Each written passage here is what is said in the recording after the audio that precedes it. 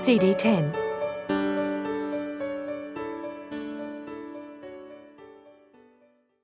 They chatted about the arrangements for the opening, what had been done, what was yet to be done. An hour or so later they took Simone's vehicle over, stopping at the signs by the road so she could take photos. Emily struggled to stand still with the excitement fluttering inside her so furiously. When they finally got to the cottage, she had to take great care not to give in to the emotions threatening to swamp her. After they gave Simone a tour of the new building and all the oohs and ahs had died down, they unloaded the paintings into the front room to the right and began unwrapping them, ready to hang. "It's so exciting!" Emily exclaimed, clapping her hands together. As well as her signature floral pieces, there were landscapes, cityscapes, and examples of still life. With all the paintings now unwrapped, Emily could see Simone had a distinctive style. Bold colour, use of thick paint, not quite precise brushstrokes, clear depiction of the subject without being exact like a photo. It was all there. Emily found it hard to believe that before all this, Simone had only dabbled, and only to decorate her own house and Jake's apartment. She was definitely talented. Her work wouldn't look out of place in a major gallery or museum. Finally, they had all the pieces lined up on the floor against the walls. The three of them stood back and took in the view. They had ended up with enough works to adorn the walls of the 4 main rooms and even out the back in the large open kitchen, dining and lounge space. They were deliberately keeping the wide hall clear so guests could move about freely without risk of bumping into the art. "They're even more gorgeous than the ones in your house," Emily said, wiping away a tear of joy. "I didn't think that was possible." Simone beamed back. "Yes, well done, sis, they're great," Jake said, putting his arm around his sister's shoulders. "Although, by the looks of this, I'm about to lose my business partner," he added, a little morosely. "Flattery, flattery," Simone said, rolling her eyes at him. "But seriously, thanks, guys. It means a lot that you like them." "Like them? I love them," Emily said. Simone and Emily spent the next few hours directing Jake as to where to hang what. Left to her own devices, Emily would have deliberated for far too long over each one, but the decisions were made quickly with the three of them sharing the task. Jake had brought a spirit level which meant they didn't have to stand there for ages making minute adjustments. And the picture rail running right around the rooms made the hanging process easy. Simone had fitted hanging wire to all the backs and had even made laminated labels. As each painting was hung, Emily added the neat label to the wall beside its bottom right corner. Finally they were finished. Emily walked from room to room, satisfied with how everything looked. But the dominant feeling was relief at having the paintings in situ and all up safe and sound. The other night she'd dreamt that she'd been standing in the gallery on opening night surrounded by blank walls because the paintings hadn't arrived in time. In another dream she'd dropped one artwork after the other whilst trying to hang them, only to end up with a heap of torn and ruined pieces. She'd woken in a sweat and spent the whole of the next day with concern shadowing her. She'd kept it from Jake, had blamed her mood on baby hormones, and then later, in private, had apologised to her stomach. Luckily, from then on, her dreams had been dominated by happier thoughts. They got back to the house on dusk. They each had a quick shower, and then Emily put a shepherd's pie in the oven for dinner. Simone returned from her room clutching a bottle of champagne. "I think we deserve to celebrate after all our efforts," she declared. "But I'm afraid we'll have to stick it in the freezer for a bit. I forgot to get it out earlier. Too excited about getting over to the cottage." Emily looked at Jake and asked the question with raised eyebrows. He nodded back. "What's up with you two shooting each other funny looks?" Simone said, coming back from the pantry fridge. Jake started. "What?" Simone said. "About the champagne." "What? Don't tell me you guys have suddenly become teetotalers." Jake said. "Well, just for the next 6 months," he said, grasping Emily's hand on the table and looking adoringly at her. "Oh my God, Simone said. You're pregnant. Both Emily and Jake nodded and burst into wide grins. Oh, wow, that's fantastic news, Simone said, going up to each of them and wrapping her arms around their shoulders and kissing them on the cheek in turn. So when are you due? Christmas Day, Emily said. Double celebrations, then. Goody. But, oh, you dark horses, I can't believe you haven't told me. Sorry, it's just that we've been so busy and... Emily said a little helplessly. I'm only joking. It's your business who you tell and when. Thanks for understanding, Sim, Jake said. We wanted to tell you in person. And I jumped the gun, didn't I? Oh, I'm so excited for you both. So do you know if it's a boy or a girl? No, it's too early and we're not sure we want to. We haven't decided yet, have we? Jake said, looking at Emily. Sometimes I want to know. Sometimes I want to be surprised. Emily laughed. Baby brain, I guess. Oh, well, you'll figure it out. And I think it's very good that you're abstaining from alcohol as well, Jake, Simone added sagely. I haven't been until now. Well, not consciously. But we don't really drink much anyway, do we? I don't think I've even had a drink since we found out, he said. No, probably not, Emily said. But you two don't have to miss out because of me. No, I reckon one in, all in, Simone said, smiling warmly at Emily. Like we did for Barbara that day. We can save the bottle for the birth. But I'd better get it out of the freezer so we don't end up with an explosion in the middle of the night, she said, moving to get back up. Jake put a hand on his sister's. I'll do it. I've stocked up on the non-alcoholic sparkling apple cider Barbara had. I'm sure it'll do the trick. Moments later, he put a large green bottle and 3 champagne flutes on the table. When they each had a glass of liquid that looked just like sparkling wine, only darker in colour, they raised them. To good friends, family, and life being pretty damned wonderful, Jake said, smiling at Emily and Simone. Hear, hear, Emily agreed. And to the baby, Simone said. They clinked glasses and savoured the first sip. Ah, yes, nectar of the gods, Simone said with a sigh.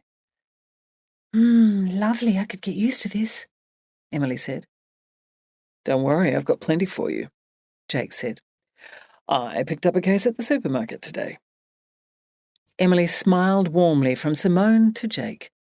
She sat back in her chair thinking how lucky she was to have them in her life. But just as she had that very thought, she noticed them sharing another look. This time she knew it wasn't her imagination. Yeah, go on.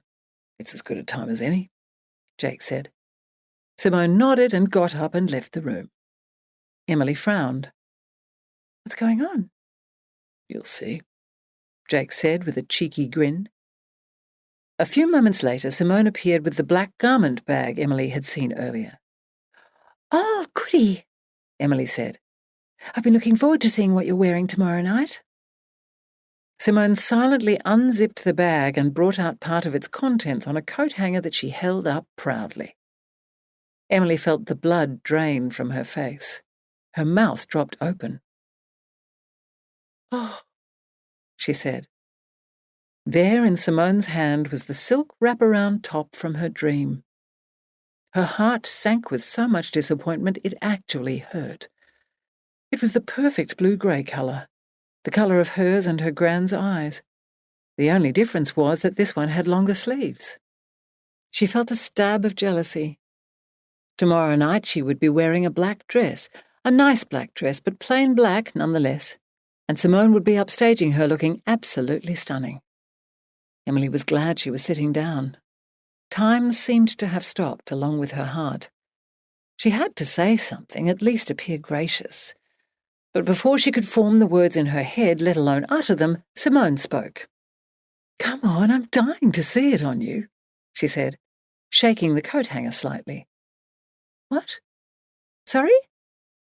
Emily frowned, perplexed. Why would I be trying on your outfit? It's for you, silly, Jake said. What? Oh, really? Really? Yes, Simone and Jake said at once. Oh my God! Wow! I can't believe it, Emily said. Had she ever told Jake the colour of the outfit in her dream? It's the perfect colour, he said. Yep, perfect match, Simone said, now holding the garment up to Emily's face. And the black pants will be just right. Well, come on. Go and try it on, Jake said. Emily accepted the hook and left the room. As soon as she had the top on, Emily knew she'd never felt so glamorous before. It was just like what she'd seen in her first dream, but with 3/4-length sleeves instead of short. A slightly stiff wraparound shirt with a wide silk bow at the side, all in a brilliant deep blue with a hint of charcoal to it. With the long sleeves and ability to hide a camisole underneath, she'd be warm enough on the night. And the black pants with their slight sheen suited the top and Emily perfectly. You look absolutely stunning, Simone said from the doorway. Here, let me tidy up the bow. Emily felt like a princess when she stepped back into the kitchen. Oh, wow, Jake said. You look amazing. Doesn't she just? Simone said from behind her. Thank you so much, both of you, she said, looking from Jake to Simone. Don't thank me, Jake said. Sim was the one combing the whole of Melbourne. You poor thing, you also had the engagement ring to sort out. Emily's guilt must have showed. It wasn't that bad, but it is hard when you're looking for something so specific. Tell me about it, Emily said with a groan. Why do you think I settled for plain black? For the record, it was all Jake's idea to try and find something to match your eyes. They're so beautiful and unusual, Simone said. I'm just totally blown away, she said, looking from one to the other. She would have hugged them, but didn't want to crease the silk. So what are you wearing, Simone? Can we see? Well, all right, but it's nothing too exciting. She reached into the garment bag again and brought out a green, fine-knit top with a light, long-sleeved black cardigan over it. Black pants, very similar to those Emily now wore, hung underneath. That looks totally gorgeous too, Emily said, meaning every word. Yes, very nice, sis, Jake said with approval. I like it, but it took a bit of finding too. Thank goodness for being a bloke and not having any choices. Charcoal suit for me.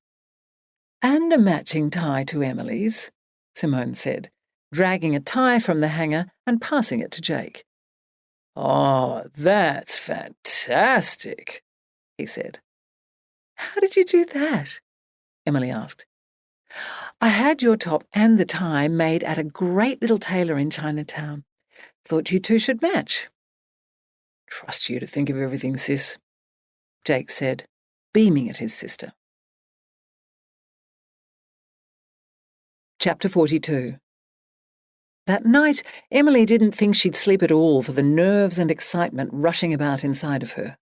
But she must have, because the next thing she knew, she was being gently prodded. She reluctantly opened her eyes. Time to get up, sleepyhead, Jake said, kissing her before getting out of bed and gathering and pulling on clothes. Emily rolled onto her back, wanting to savour one last moment before getting up to face what would be an extremely long and exhausting day. Come on, no time for lolling about, Jake persisted, leaning across the bed and giving her a nudge. She was still unable to make herself move. Are you okay? Jake asked, sounding concerned. He came around to her side and crouched down. Just having trouble getting going. I'll be right, she said, and dragged her legs out from under the covers and onto the floor.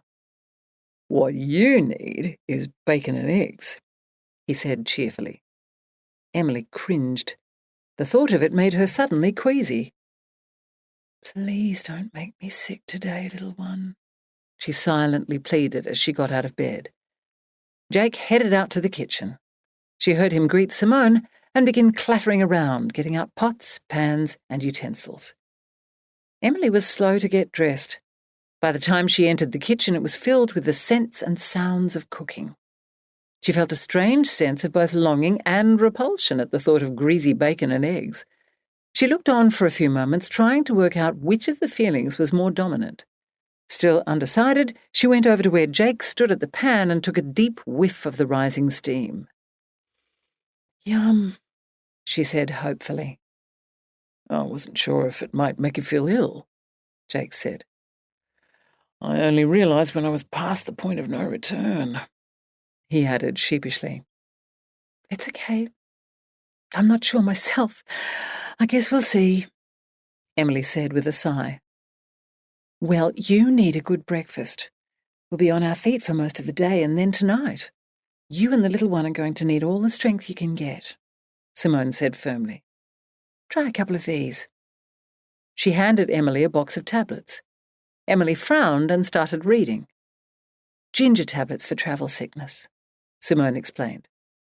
"I always have some on hand. I take them for flying and for travelling as a passenger in a car for long distances. They work a treat, and it says they're also recommended for morning sickness." "Thanks, I'll give them a try," Emily said, opening the box. She took 2 tablets per the instructions. She suspected that, like most homeopathic or herbal preparations, they might just act as a placebo. But she didn't care. She just wanted to feel well. 20 minutes later, she sat down and devoured a huge plate of bacon, eggs, toast, mushrooms, and grilled tomatoes, all without a hint of nausea. "I am eating for 2, she said, when she caught Jake and Simone's stunned looks. "Are you sure those ginger tablets don't increase the appetite as well?" After breakfast, they headed over to the cottage, armed with individual lists of tasks. Jake was responsible for outside, sweeping the large veranda and patio, positioning some candles, and making sure everything was presentable. He was also in charge of making sandwiches for lunch and bringing them over mid-afternoon. Meanwhile, Emily and Simone were tasked with the final touches inside. First, they wandered through the rooms, making sure they were still happy with the arrangement of the paintings. Then they wiped and cleaned every surface again. Next, they set up and tested the FPOS machine and stacked small pyramids of jars of marmalade on a corner of the large desk, the kitchen windowsill, and each of the mantelpieces. They finished in the main gallery space by getting out the box of red dots that would be used to indicate when a painting had been sold.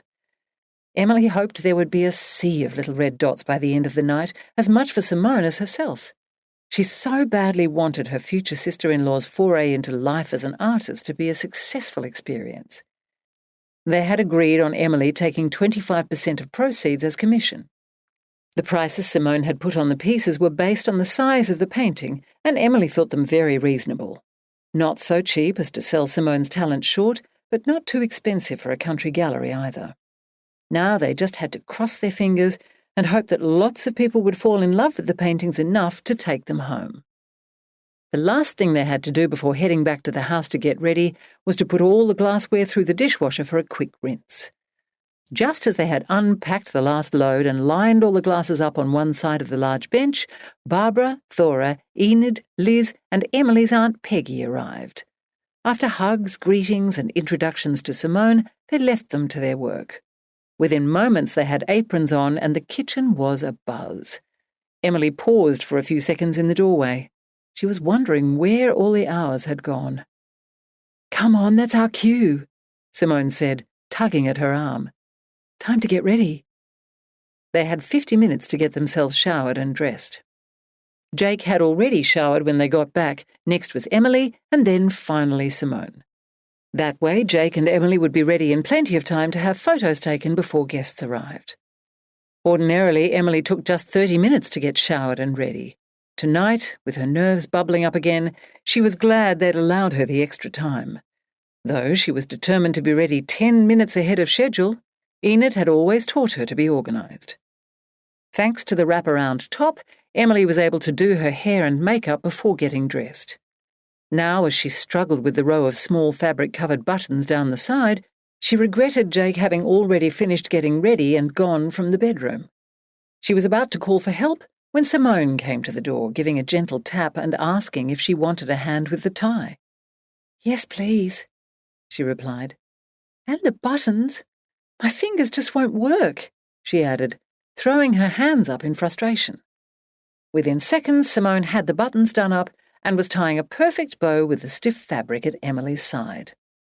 "There we are," she said, standing back and surveying her work. "Perfect. You look gorgeous." "Thanks. As do you. God, I'm nervous," she added. "There's no need to be. You'll be surrounded by friends and people who just want you to succeed and be happy." Emily smiled. Simone was right. Everyone there tonight would be excited for them, including her mother.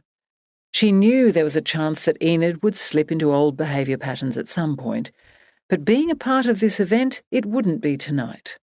For the first time in years, she was looking forward to her mother being there. How things change. What a wonderful first half of the year it had been, she thought, sighing deeply. She put both her hands to her belly and looked down at her engagement ring. "Anyway, you've done all the hard work," Simone continued. "It's now time to sit back and celebrate. I'm the one who should be nervous. What if my paintings don't sell?" "Of course they'll sell. They're beautiful." "So, if I agree not to worry about the outcome, will you?" Simone said. "Tonight is all about celebrating." "It's a deal." Suddenly they were leaving the house.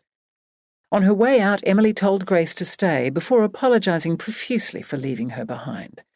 She would have loved to include her. They had been through so much together. But she didn't want the distraction of worrying about her.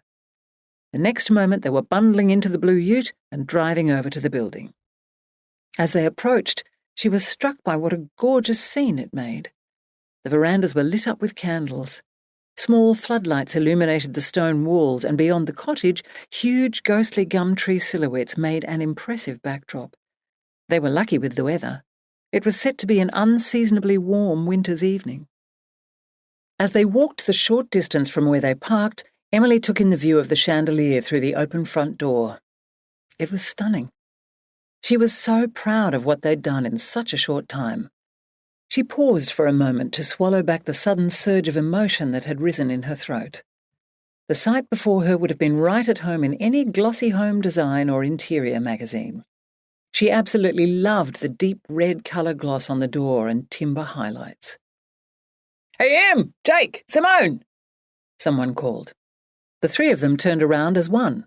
A flash went off, and another, and another. "Great shots!" the photographer called, beaming. Andre was a friend of Jake's from Melbourne. In return for airfares and room at the Wattle Creek Hotel, he had agreed to shoot the launch for free. He had been out a little earlier to capture daylight shots and had returned for the main event. Jake had told Emily he regularly sold images to media outlets in Melbourne, so they were optimistic about getting a photo in at least one of the major interstate papers and a magazine or two. When he'd said this, Emily had wondered why a Melbourne paper would be interested in an unheard-of art gallery out in the South Australian sticks. Only later had she remembered they were also promoting Jake's business and stone workmanship. "Not everything is about you, Emily," she'd chided herself. "Right, now, Jake, can I have you and Emily at the front door, and then one of each of you on your own?" Andre directed. "Brilliant, don't move. Just like that."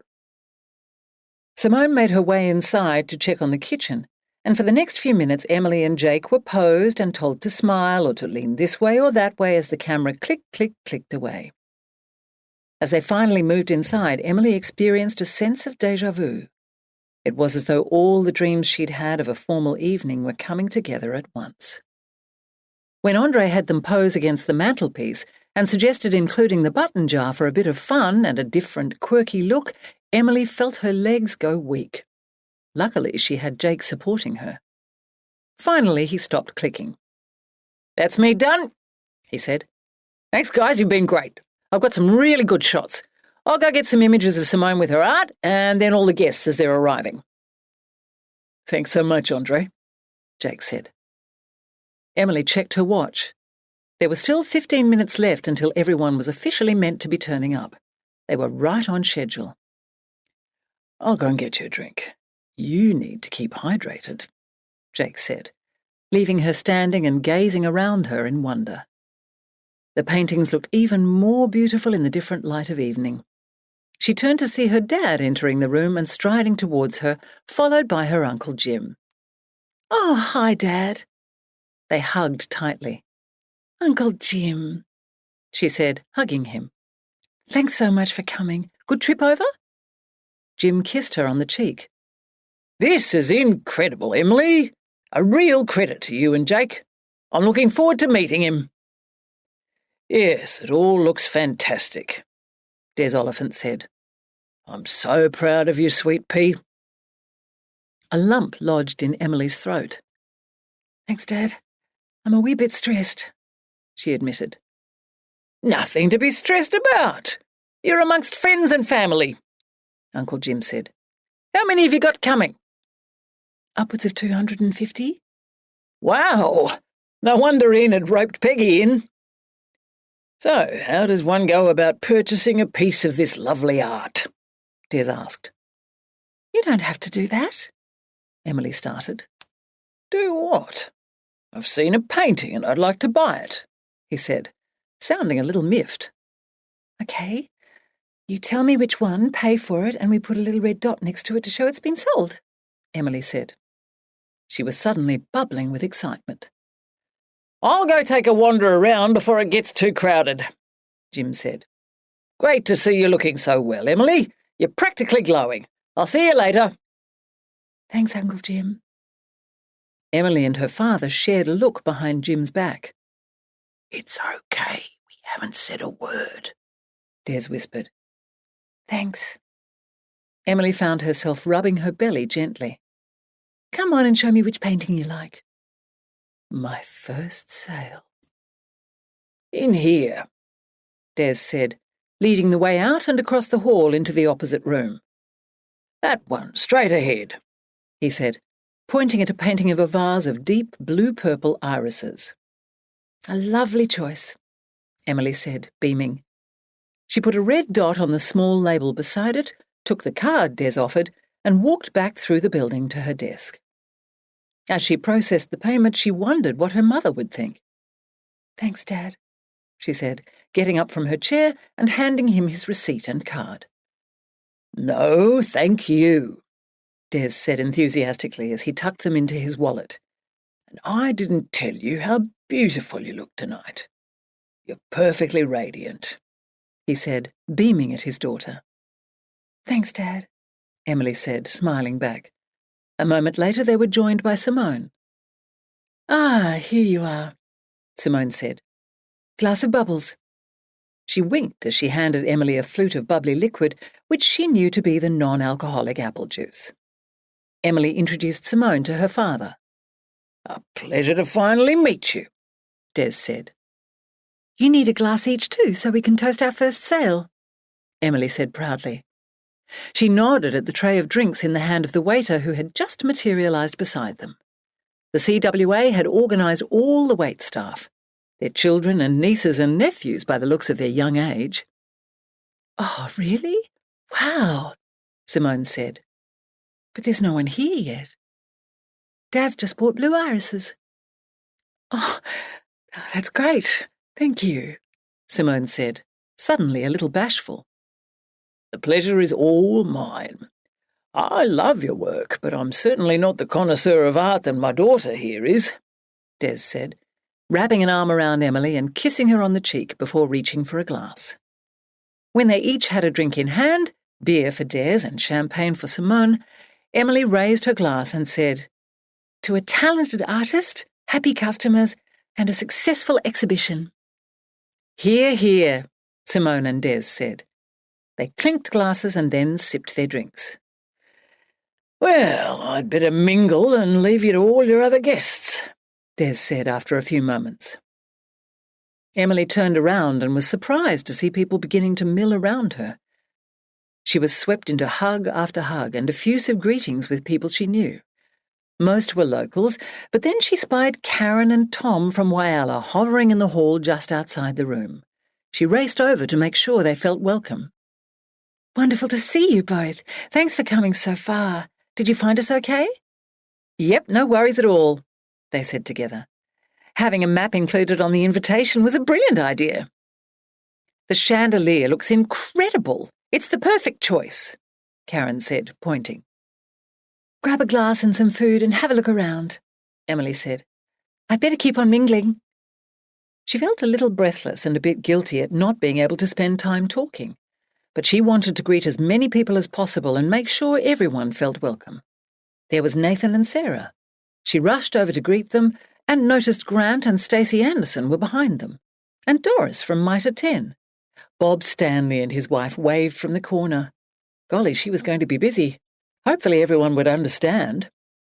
The room filled up and Emily gradually made her way out to find Jake and see if any of his Melbourne friends that she didn't know had arrived.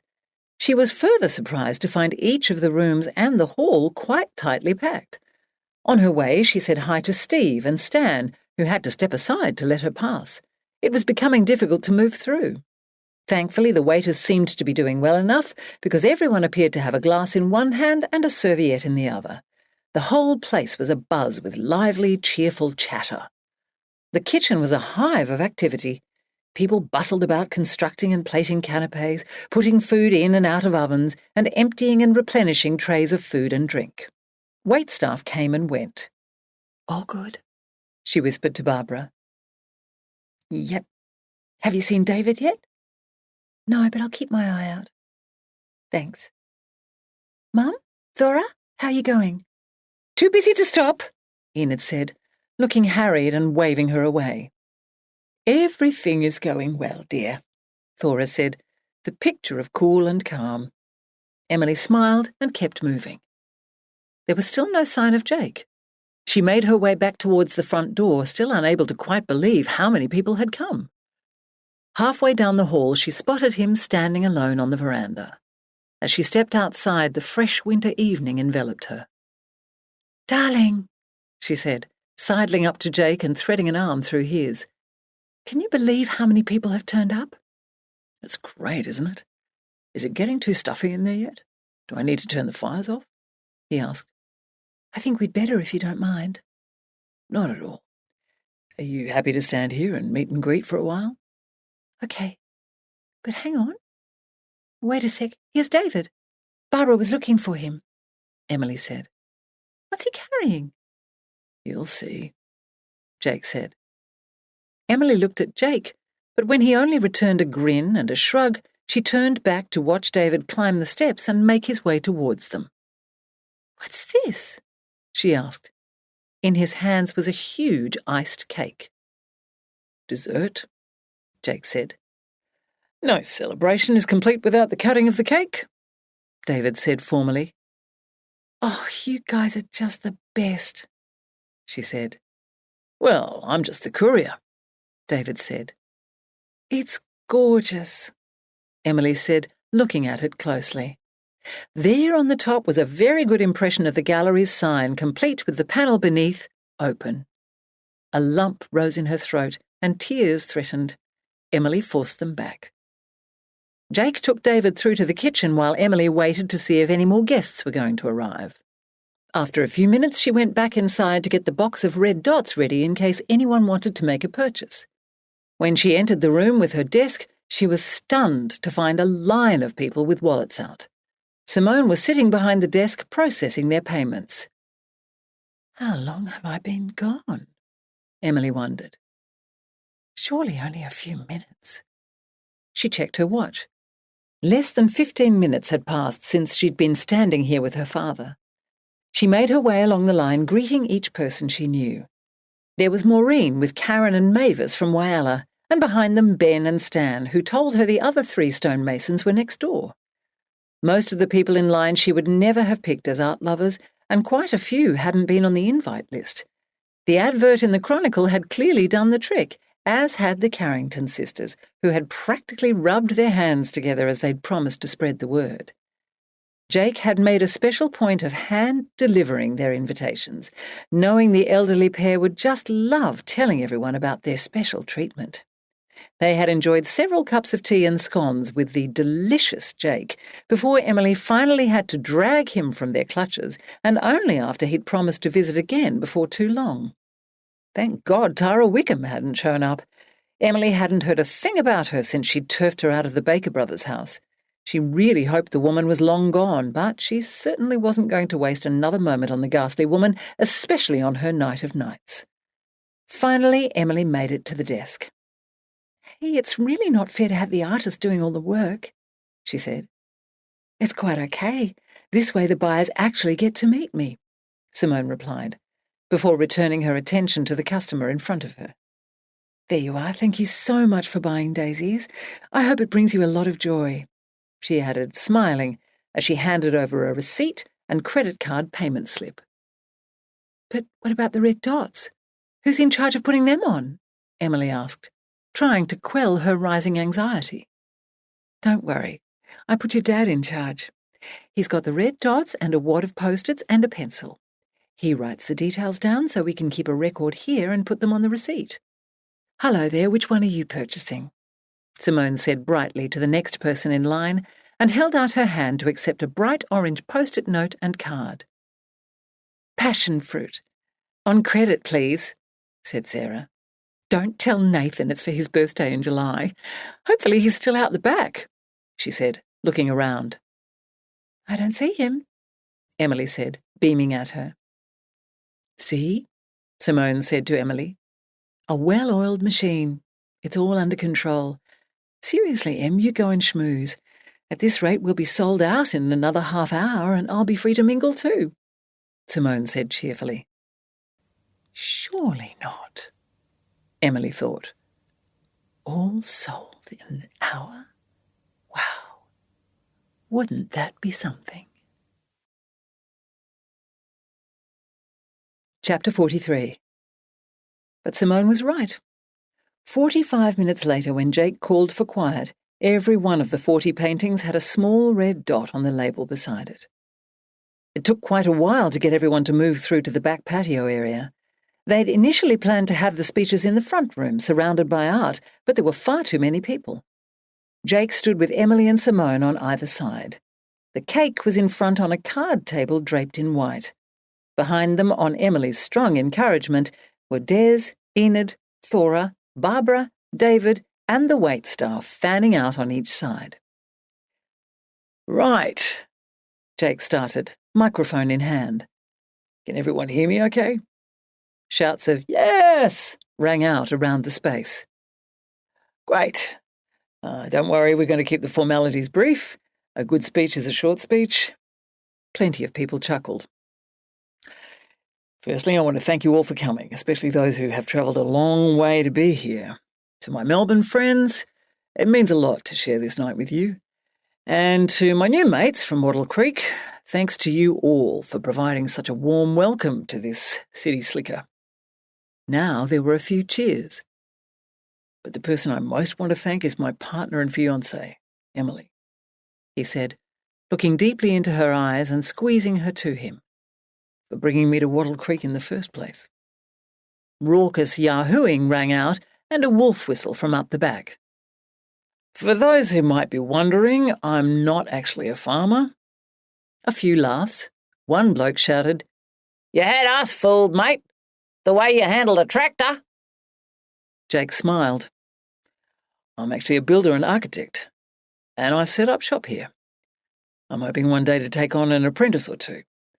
So while this building is Emily's button jar gallery of fine art, it's also a showcase for my work. Everything you see here was built by my team, of which Simone, the artist, is a very important part. We were really pleased to find so many talented local tradespeople to put to work as well. If you'd like to know more or discuss a project with me, you'll find my business cards on the mantelpieces in each room. Give me a shout anytime. Well, that's enough advertising. Tonight is really about Emily, and I'll now hand over to her." Emily waited for the cheering and applause to die down. She felt strangely calm, not at all nervous, which was amazing considering that just the thought of public speaking usually made her sweat. I too will try to keep it brief, but there are a lot of people I want to thank. Firstly, everyone who has helped on the building project and tonight's event. Mum and Dad, Thora, Barbara and David, and all the wait staff. Tonight would not have happened without you, or we'd at least have gone hungry. Boos rang out, and then whistles and cheers. On a serious note, though, these wonderful people have donated all their time and done the catering and service to raise money for the Royal Flying Doctor Service. They are quite literally our lifeline at times. There are donation tins if you'd like to donate some cold, hard cash, and a percentage of every sale tonight is going to them. One of the wonderful things about small rural communities is our ability to be selfless and put aside our own problems to help others. So please, dig deep. There was a brief round of applause. Our artist, whose work I'm so proud to be representing tonight, is one of the most generous people I've ever met. Without even knowing me, Simone took it upon herself to sell my jam at a Melbourne market when I was going through a really tough time. It's a bit of a long story, but she will never know just how much her kindness helped me. She gave me hope that things would turn out okay. Sometimes a little kindness can make all the difference to someone going through a rough patch. Oh God, I think I'm going to cry. Emily gasped and tried to laugh off her sudden feeling of being swamped with emotion. She smiled at Simone before continuing. And if it weren't for Simone and a single phone call she made early this year, Jake and I probably wouldn't be together today, and we certainly wouldn't be celebrating this new venture tonight. From the first time I saw her paintings in Melbourne, I knew she had an amazing gift. She's going to be big. In 5 years' time, Simone Lonergan is going to be a household name in the art world, and we'll all look back on tonight and remember how it started. Emily took a few breaths before continuing. You might be wondering why I've called the gallery the Button Jar, and for those who've seen the jar on the mantel in the other room, why it's there. Well, my granny, Rose Mayfair, was very dear to me, and one of my earliest memories is of sitting beside her as a small child, listening to her wise words while she sewed and mended. The day before she died last year, she gave me her precious button jar. I will always treasure it and the wisdom she passed on, and would like to dedicate tonight's event to her memory. She bit her lip and looked at Jake. He nodded encouragingly. Okay, moving on. To Mum and Dad, thank you. You've made me the person I am today. I know we've had our ups and downs, but I'm so glad you're here to share this with me. So, well, thank you. She added, a little helplessly, desperately trying to swallow down the lump making its way up her throat. Sorry, bear with me, almost done. She turned and looked at Barbara and bit down hard on her lip before carrying on. Speaking of ups and downs, Barbara, you're my best friend. We haven't known each other long, but you've come to mean the world to me. My gran had a saying, true friends are like diamonds, precious and rare. False friends are like autumn leaves found everywhere. I don't think I fully understood what she meant until I met you. You have seen me at my worst and helped pick me up when I was at my lowest. I will be forever grateful to you for believing in me, encouraging me and supporting me. You were my rock when I didn't even know which way was up. Thank you. Emily swallowed again and turned to Jake. And finally, my fiancé, Jake, who I definitely couldn't have done this without. Thank you. Nothing I say can adequately express how much it means to me to have you in my life. I love you. She managed to stop herself just before putting her hand on her belly and saying, and our baby. And now it's time to cut this gorgeous cake. Emily, Simone and Jake each put a hand on the knife and pushed it gently into the cake. Andre the photographer snapped away. I hereby declare the Button Jar Gallery of Fine Art officially open, Jake said. 3 cheers for Jake, Emily and Simone, David shouted. Hip hip hooray! Hip hip hooray! Hip hip hooray! The applause was deafening. Emily, Jake and Simone beamed at each other. It couldn't have gone any better. "That was a lovely speech, Emily. Just lovely," Enid said, appearing beside her and slipping her arm around her waist. "Thanks, Mum, that means a lot," she said, smiling back at Enid, who she noticed had tears in her eyes too. "I'll go and help with the cake and let you get back to your guests. Do you want a hand?" "No, you mingle." Gradually the crowd dispersed to fill all the rooms once again, and the cake was handed around while people chatted. The rest of the night passed in a blur. At some point, the high-tech sound system Jake had had installed throughout the building was cranked up and people had danced. It wasn't until 2 a.m. that Jake, Emily and Simone waved the final couple off and the last car horn honked goodbye.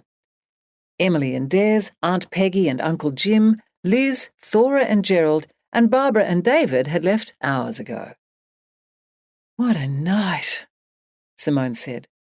"And I thought gallery openings were sedate affairs." "A sellout in an hour. That's brilliant, sis. Well done, both of you," Jake said, draping his arms around their shoulders and pecking them on the cheek.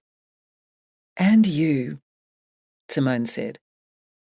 "I hope you get lots of business for JKL," Emily said. "Well, we'll have to wait and see, but plenty of people seemed interested." "A huge success all round, then," Simone said. Before they left, Emily ducked back inside and grabbed the button jar from the mantelpiece.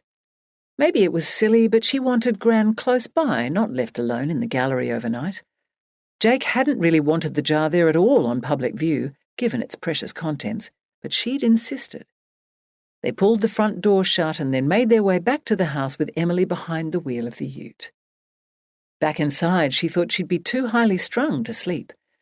But as she entered the kitchen, the feeling that she was home and that it was all over hit her with such force that she could barely muster the energy to clean her teeth or wash the makeup from her face. "What time do we have to be up?" she asked, as she lay in Jake's arms.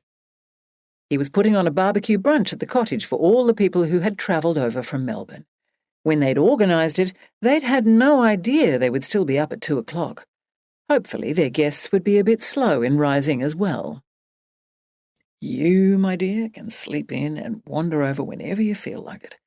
I'll take care of everything," he said, stroking her hair.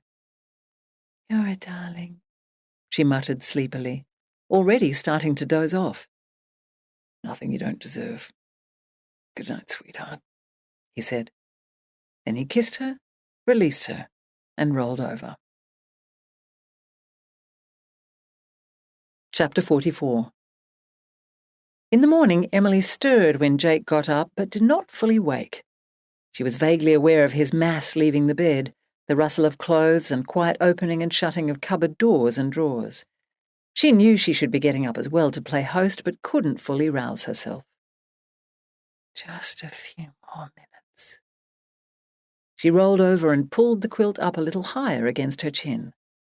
Later she heard muffled voices in the kitchen, again thought she should be up helping, but again told herself just a few more minutes of dozing. Jake would come and get her if she overslept. She woke with a start, sat up and rubbed her eyes. She felt more awake than before, but was still a little groggy, a sure sign she'd fallen back into a deep sleep. She tried to analyse the light filtering through the heavy curtains and peeping through the gaps. It couldn't be that much later, she thought. It was still grey outside. She cocked her head to listen for sounds in the house and kitchen. Nothing.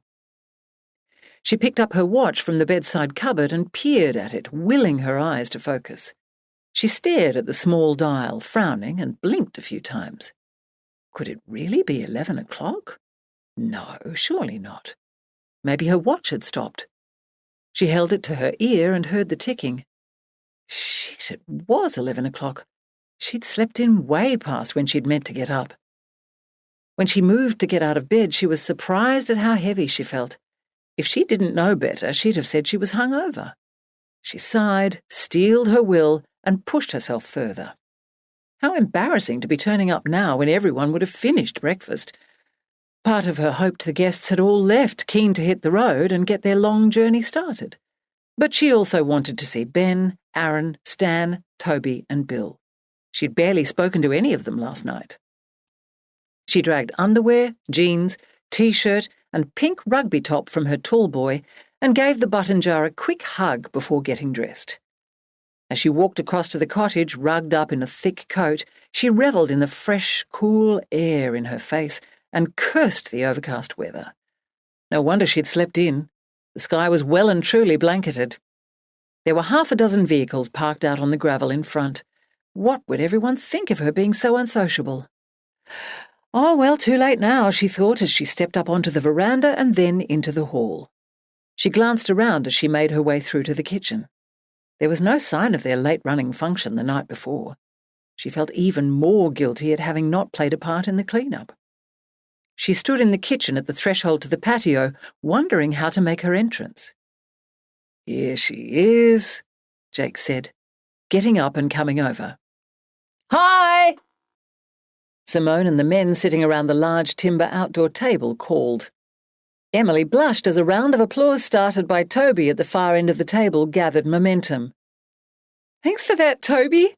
Trust you," she said with a wave of her hand as the noise died down. "Hi, everyone. Sorry I slept in." As she looked at the empty plates with their scraps of bacon rind, her mouth began to water. She realised she was ravenous. All she'd eaten in the last 12 hours was some finger food and 2 small pieces of Barbara's delicious cake. "I hope you left some food for me, you blokes." "Only because Jake's cooking isn't a patch on yours," Aaron said. "That's enough out of you," Jake said, throwing a tea towel at him. "Here, there's plenty of room," Jake said, guiding her towards the nearest of the 2 tables. Everyone shuffled along to make extra space. Jake went over to the barbecue and opened the hood. "That looks so good," she said, accepting a plate of scrambled eggs, bacon, mushrooms and grilled tomatoes with toast perched on the edge. "I'm so sorry I'm so late," she whispered, leaning into his shoulder. "No need to be sorry. It was a huge night. You needed your sleep. I would have woken you up if I thought you should be here. The guys don't mind. They're friends." Emily felt self-conscious eating alone in front of the dozen people, but they quickly returned to their conversations. She had just pushed her empty plate aside when suddenly everyone started saying they had to get on the road. Next thing she knew, they were shaking Jake's hand and pulling him into a series of manly hugs. Emily got up and apologised for not getting much of a chance to talk to them. They brushed off her apology with promises to come back and visit again soon. Emily, Jake and Simone walked them out and waved them off. When they went back inside, Jake said he'd tidy up from breakfast while Emily and Simone organised and packed up the paintings Simone was taking with her to deliver. Prior to the opening, they had deliberated over what to do if people travelling from Adelaide and Melbourne wanted to buy art. Simone had suggested she take them back with her and deliver them along the way. They'd agreed that it would be better to have a few blank spaces on the walls than hold the paintings until the end of the exhibition and then risk damage by freighting them.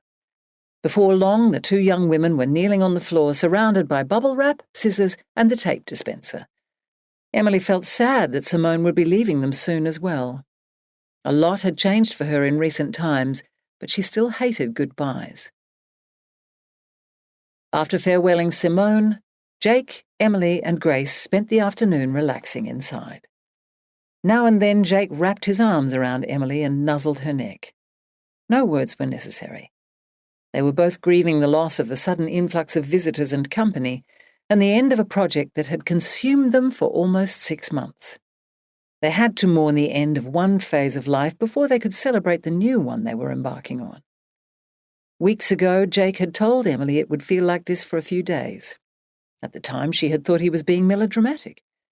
She'd experienced grief over Gran's death, the original cottage, her marriage, and then having to abruptly leave the other house. But she figured that was all pretty normal. Genuine loss needed to be grieved over before the healing could start. But grief when a project had been successfully completed? That just sounded weird. Now, however, she understood what he had meant. A few times during the afternoon she stole glances at Jake, and offered silent thanks for having found such a beautiful soul who was so switched on when it came to human nature and emotion. In a weird way, he reminded her of Gran. They would have got on so well together. Sometimes Emily wondered if Gran had somehow been responsible for sending him, but she quickly dismissed it as way too big a life question to get bogged down in. It would never be answered. It was easier to believe that it was all the work of the universe, that it was just meant to be. 2 evenings later, they were sitting at the table enjoying a glass of sparkling apple juice after dinner when Jake's mobile began a series of tones that indicated the arrival of emails. "I'm popular all of a sudden," Jake said, as he leant over to retrieve the device. His frowned concentration changed to amusement as he scrolled through the messages, reading them quickly. After a few moments, he handed the phone to Emily with raised eyebrows and a slight smirk. The first message was from his friend Andre and contained a few photos in the main body of the email. They were pretty small on the phone's screen, but from what she could see, looked to be very good. Jake watched on, sipping at his wine. At the end of the line of images was a note. "Some great shots. Hope you don't mind me passing a couple on to Justin."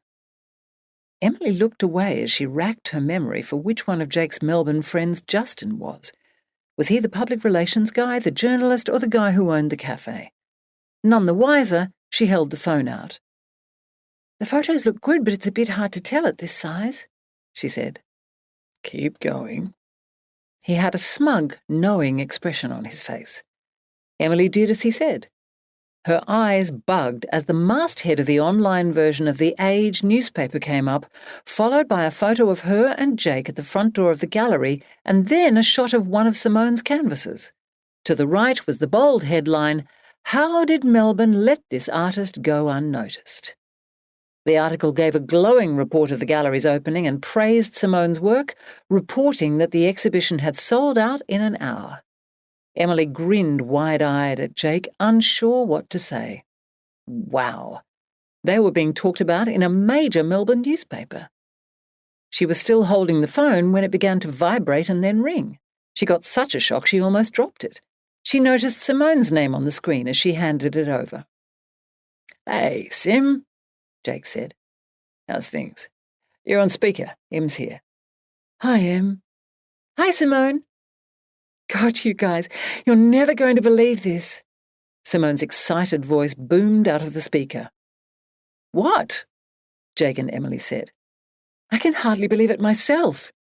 "What?" Jake and Emily cried. "Elwood Gallery of Fine Art have just called. They want me to do an exhibition." "That's fantastic news," Jake said. "When?" "November. Eek!" "Oh, Simone, that's brilliant. Well done." "Yes, it's wonderful," Emily said. "God, I'm so excited. Emily, this is all because of you. I'll never ever be able to thank you enough," she rambled. "You don't need to thank me," Emily said. "You're the one with the talent.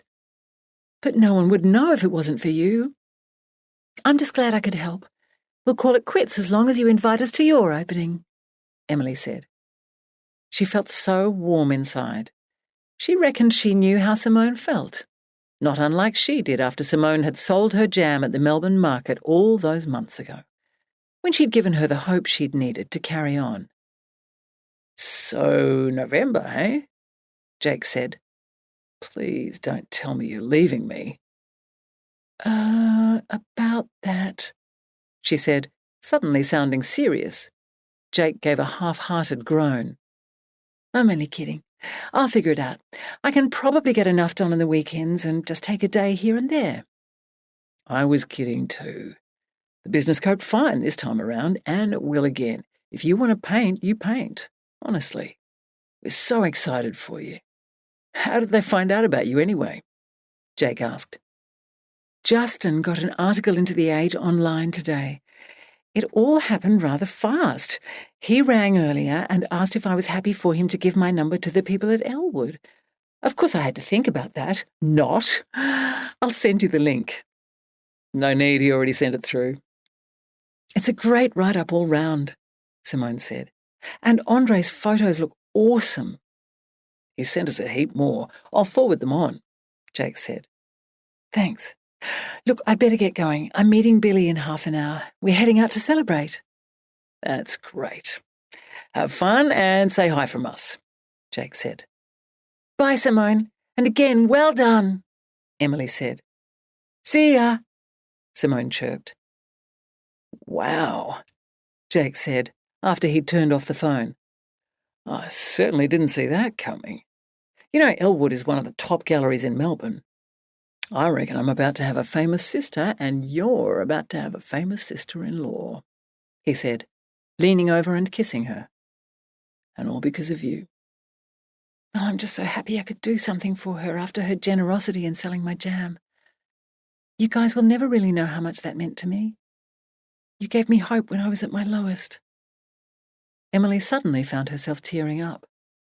"Hey, don't think about any of that now," Jake said, delicately wiping away the one stray tear before pulling her to him. "It's only good things for us from here on." Thanks, Jake. You always know the right thing to say, she said, smiling at him. "I know," he said brightly. "Now, come on. Let me take you to bed and show you some of my other talents."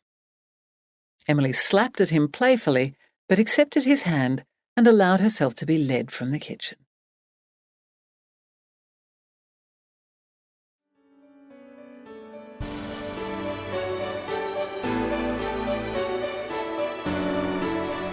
Epilogue.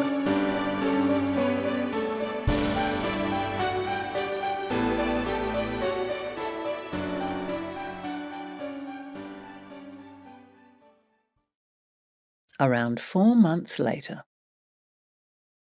Well, this is it, guys, Emily said, as she, Jake, Barbara and David pulled up outside Des and Enid Oliphant's home in Hope Springs.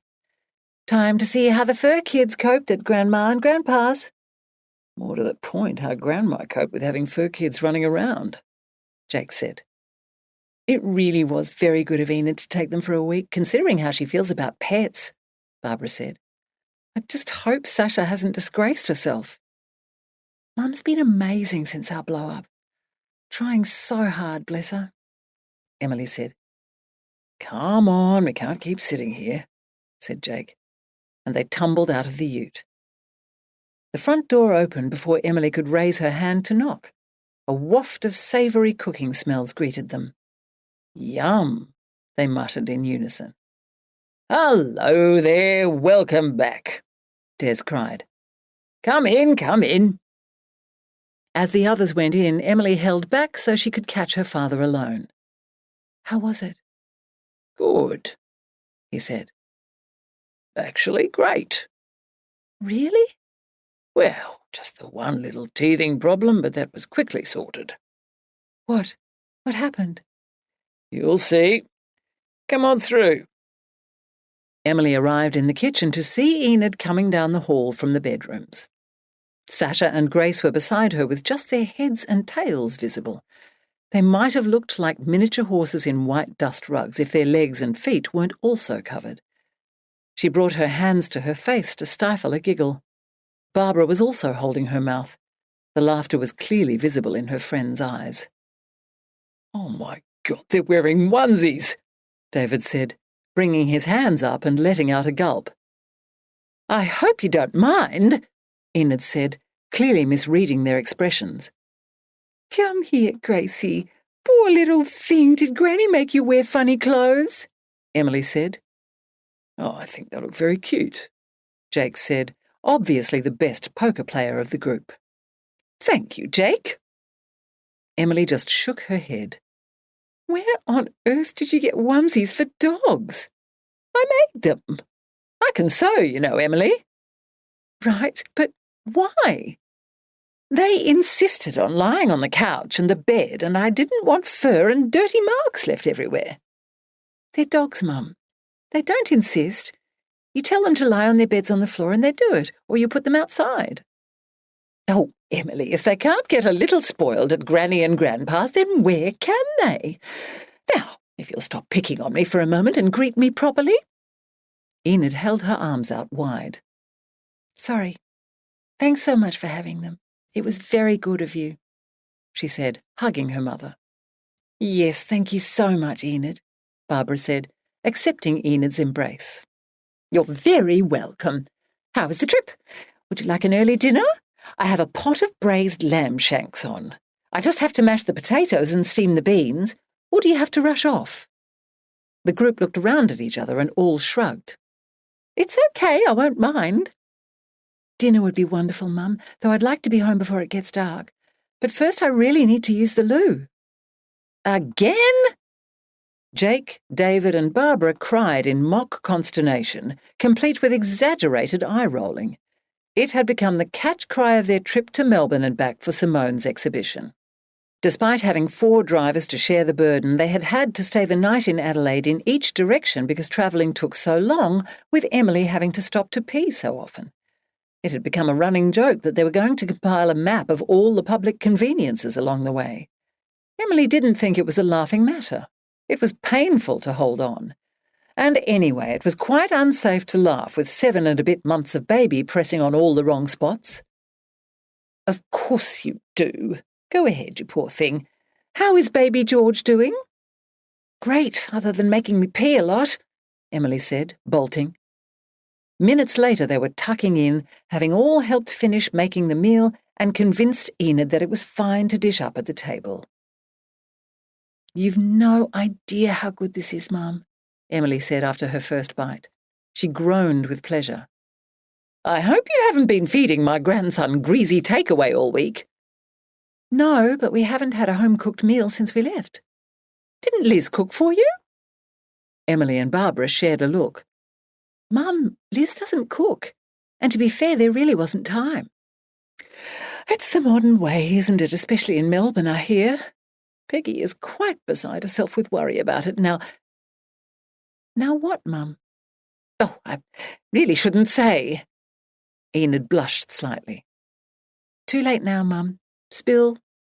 Oh, all right, Enid said, feigning duress. Liz is pregnant. Emily glanced around. Jake, Barbara and David had found their poker faces, or more accurately, their acting faces.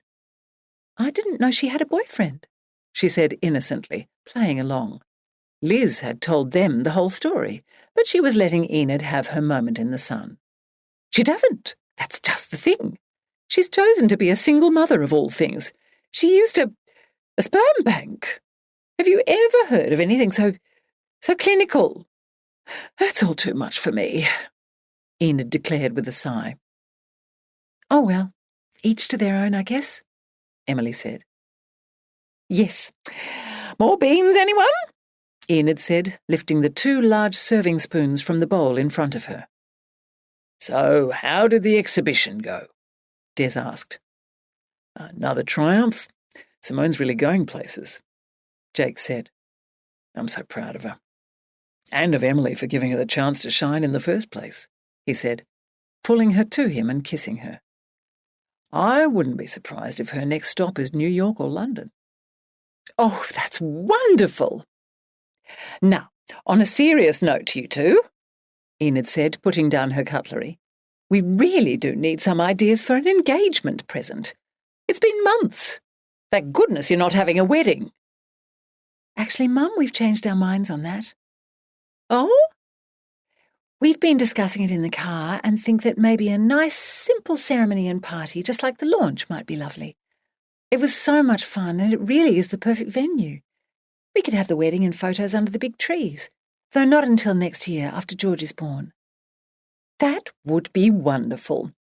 You know, people still stop me in the street to tell me what a lovely night it was. We can contribute to that as our gift.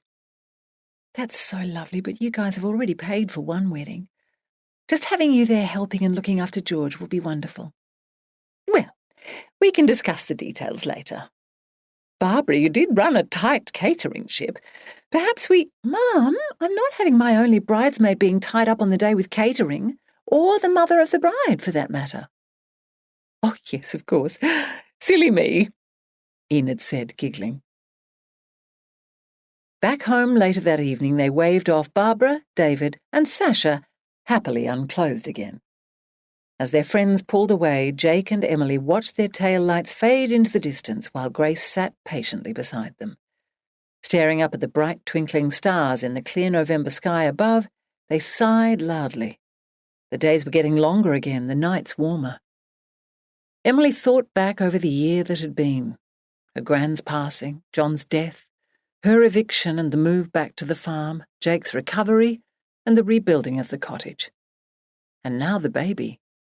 Their greatest adventure yet. She squeezed Jake's hand. God, it's good to be home.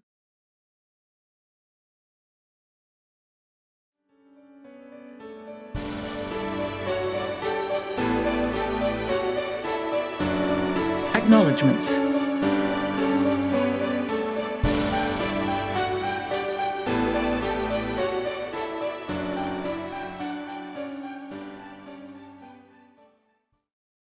Many thanks to Sue, Christina, Michelle, and everyone at Harlequin Australia for turning my manuscripts into beautiful books, for all the wonderful support, and for continuing to make my dreams come true. Thanks also to editor Lachlan for his hard work and patience to make my writing the best it can be. Thank you to Jane and the team at Maury Media for putting the word out, and to the media outlets, bloggers, reviewers, librarians, booksellers, and readers for all the amazing support.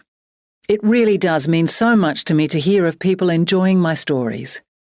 Finally, huge thanks to friends Carol and Ken Weatherby, Mel Sabini, Eileen Somerville, NEL and WTC for continuing to provide so much love and encouragement, and for being the best friends a person could ever hope to have. I am truly blessed. True friends are like diamonds, precious and rare. False friends are like autumn leaves, found everywhere. Origin unknown.